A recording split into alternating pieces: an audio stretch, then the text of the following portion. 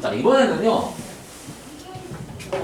동경의 위치인데 똑같이 얘는 두 개의 동경을 갖고 있지 얘기를 할 거야. 우리 계속 한 개, 싱글로만 갖고 얘기했지.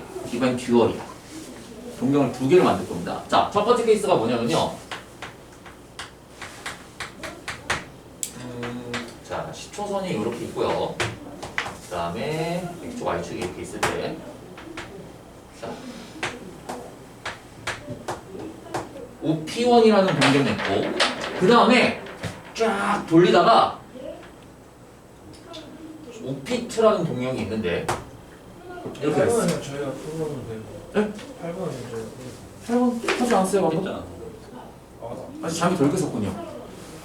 제가 이해가 안 돼. 저 계속 7번 보면서 저걸 들어가지고. 7번 저번 시간에 했던 거야, 이거는. 사실. 네. 첫 번째 케이스는 뭐냐면요.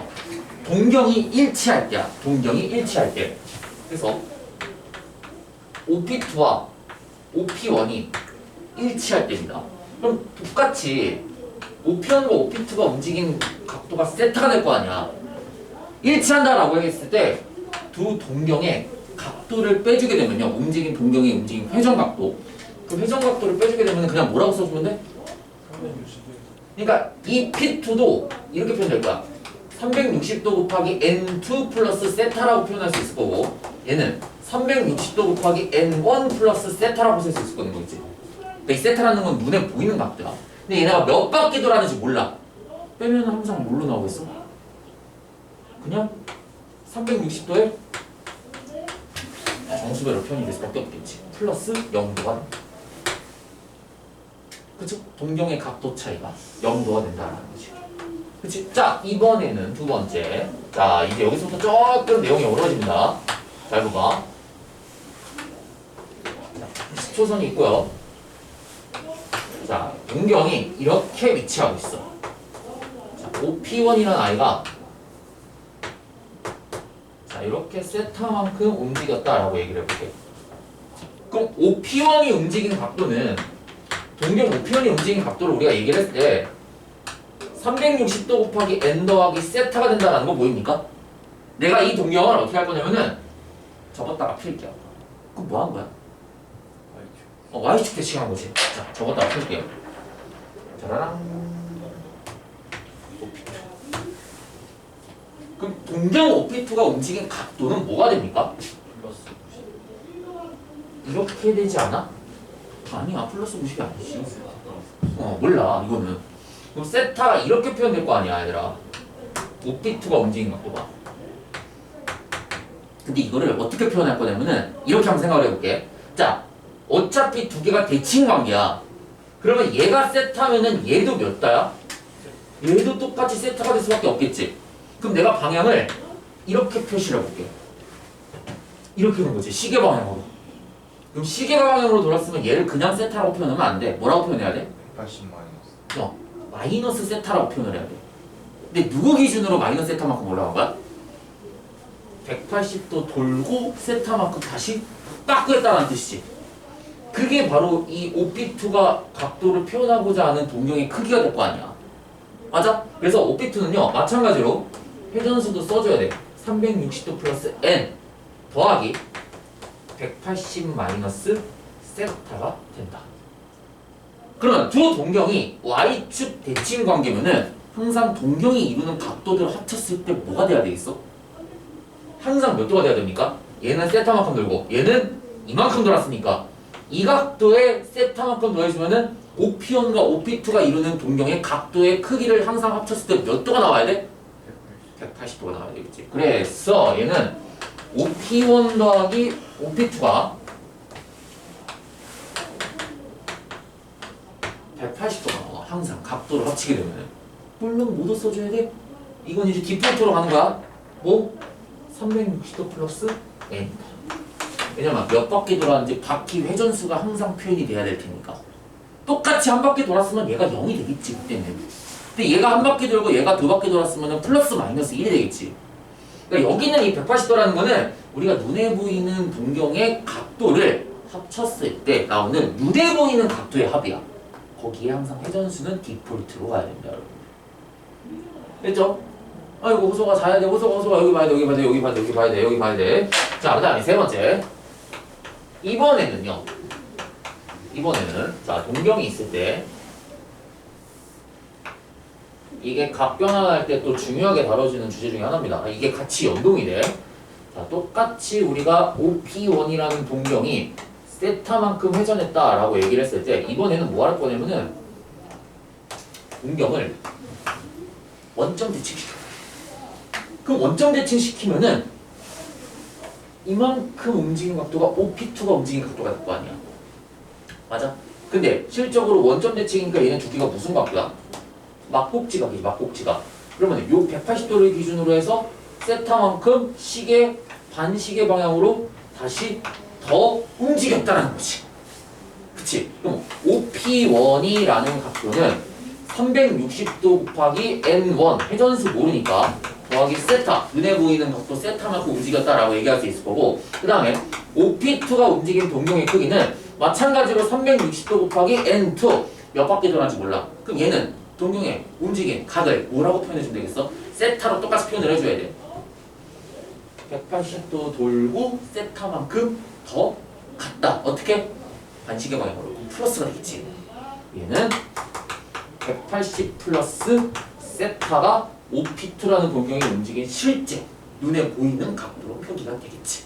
파이는 어디요? 파이는 파이요? 아 이거 만약에 라디안으로 쓰고 싶으면은 얘를 이렇게 써주면 돼. 2n 파이 플러스 파이가 된다. 지금까지 한 게 다 60분법이야.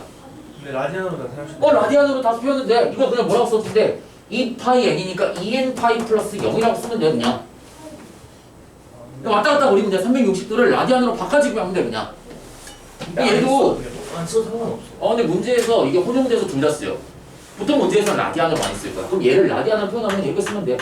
2n2 파이 플러스 세타가 된다. 이러면은 각도가 라디안 단위가 되겠지. 180도를 파이로 바꿔주고 이 360도를 있잖아 얘들아. 360 곱하기 n이라는 나이를 라디안으로 바꿔서 표현하면 얘가 2파이였었잖아. 근데 2파인데 이 n을 여기 사이에다가 2n파이로 갖다 씁니다. 단수적으로 이렇게 갖다 왔어. 그래서 2파이 n이라고 써도 되긴 하는데 보통은 2n파이라고 씁니다. 이렇게. 표기법 자체를 뭔가 2파이 n보다는 2n파이가 더 이거 착착 달라붙지 않냐? 아니? 2파이 n 뭔가 2 다음에 파이가 나오고 n이 나오는 거라 2n파이 뭔가 부드럽지 않아? 이렇게 나오면? 아무튼 그래서 2파이 곱하기 n이라는 애를 보통 2n파이라고 해갖고 회전 바퀴수를 2랑 파이 사이에다 갖다 씁니다. 이거는 보통 그렇게 표기를 해요. 그래서 그냥 60분법으로 표현하는 단위를 우리가 그냥 눈에 보기 쉽게 이야기해서 내가 60분법 각도로 지금 표현하고 있는 건데 뭐 이거 그냥 라디안으로 표현 상관없습니다. 문제 안 돼요. 자, 원점 대칭일 때는 동경의 각도가 어떻게 돼야 되겠어? 뺐을 때 어떻게 돼야 되겠습니까? 두 동경을 뺐을 때 180도 차이 나야 되겠지. 그리고 360 곱하기 n이 된다. 그러니까 눈에 보이는 각도 차이가 몇 도가 된다? 원점 대칭이니까 180도가 된다. 왜냐하면 얘네가 사실상 무슨 관계야? 180도 회전 관계잖아. 그럼 각도 차이가 180도 나가야 되겠지. 두 동경을 뺐을 때. 그리고 누가 더 큰지 모르니까 절대값 정도까지 써주면 되겠냐.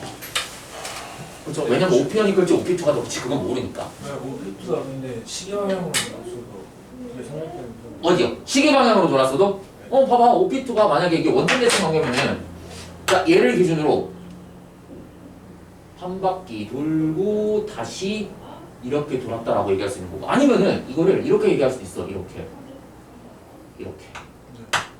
그럼 이때는 각도를 뭐라고 써주면 되겠어?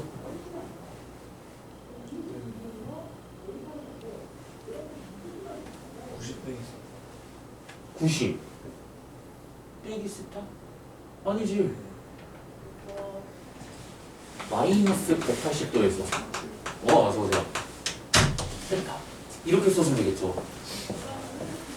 0을 기준으로 시계 방향으로 돌았으니까 마이너스 음수가 된다고. 그리고 다시 세타만큼 원래대로 빠져 있으니까 180 더하기 세타가 된다. 마이너스에. 근데 이렇게 하면은 얘가 음수가 된단 말이야.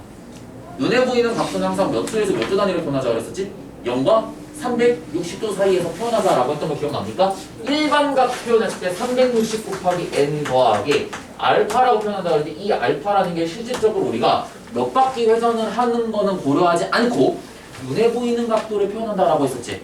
그래서 눈에 보이는 각도는 0도와 360도 사이에서 우리가 표현하자라고 약속을 했었어. 왜냐면 그렇게 안 하면은 각도를 표현하는 표현법이 너무 많아져.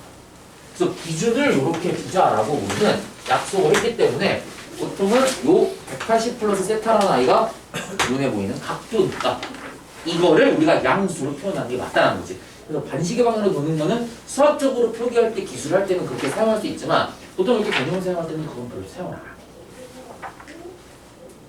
자, 그 다음에 또 뭐 더 있겠습니까? 여러분들 또 뭐 더 있죠? 판이 모자라. 판이 모자라. 그냥 하자. 이번엔 뭐도 있죠? 뭐도 있죠? 하나 더 있잖아. 동경이 있는데 얘를 x축 대칭시켰을 때요. 자, 그럼 봐봐. 얘가 세타야. 오피언이 움직인 각도가 세타야. 몇 바퀴 돌고 난 다음에 가는지 모르겠지만 세타만큼 움직였다고 해볼게. 자, x축 대칭시키면은 이 P2 각도도 마찬가지로 똑같이 세타만큼 벌어져 있겠지. 근데 얘는 반시계 방향이니까, 시계 방향이니까 마이너스 세타가 되는 거겠지. 맞아요? 자, 그러면 얘가 사실상 우리가 P1이라는 각도가 움직인 거는 360도 플러스 n의 세타라고 표현할 수 있을 거고 얘는 뭐라고 표현할 수 있죠? 마찬가지로 우리가 몇 바퀴 돌았는지 모르겠지만 360도 곱하기 n2 플러스 하고 난 다음에 360도 돌고 세타만큼 다시 바꾸었다. 그럼 사실상 P2가 동경이 움직인 각도의 크기는 이만큼이라고 정의해야 될 텐데 걔를 뭐라고 써주면 돼? 360도에서 세타만큼 뺐다라고 써주면 되겠지. 맞아요? 그러면은 X축 대칭 관계는 두 동경을 이루는 각도를 합쳤을 때 걔가 뭐가 돼야 돼? 합치면은 세타가 없어지면서 360도가 그대로 남지. 그럼 360도 곱하기 정수배 360도잖아. 그냥 뭐라고 써주면 돼? 그냥 360도에 정수배가 된다. 표현법이 얘랑 똑같아지겠지. 똑같아지겠지. 그치? 360도 곱하기 얘는 0도니까. 그래, 얘 봐봐. 얘도 마찬가지로 더하면은 360도가 그대로 남잖아. 그 원래 360도의 정수배가 한 바퀴 도냐 두 바퀴 도냐 그거 예타는 거니까 360도를 그냥 n에다가 흡수해서 360도의 정수배가 된다 라고 써주면은 그게 뭐가 되는 거야? x축 대칭 관계를 이루는 동경의 이루는 각도의 크기가 된다는 거지. 위치감입니다. 그림을 그리시면 됩니다. 그래서 문제에서 이렇게 나와. 두 동경이 y축 대칭 관계다. 두 동경이 x축 대칭 관계다. 두 동경이 원점 대칭 관계다. 이렇게 나와 문제에서 실제로. 큰일 났다. 그림만 그리면 되잖아. 그림만 그리면 된다고. 이해됐어요? 자, 그리고 어려운 거 두 개 더 나왔어. 그게 이제 두 개가 어려워. 그 두 개를 잘 이해해야 돼, 얘들아. 자, 그거 잠깐 끊었다 갈게요. Y는 왜 이렇게 늦게 왔어? 저 중요한 거 하고 있는데.